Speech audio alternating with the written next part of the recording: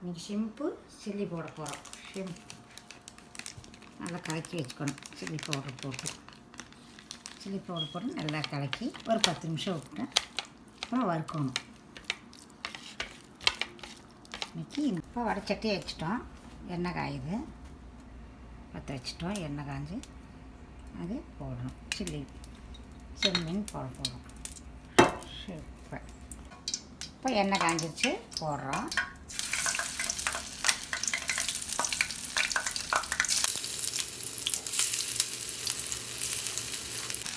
இது நல்லா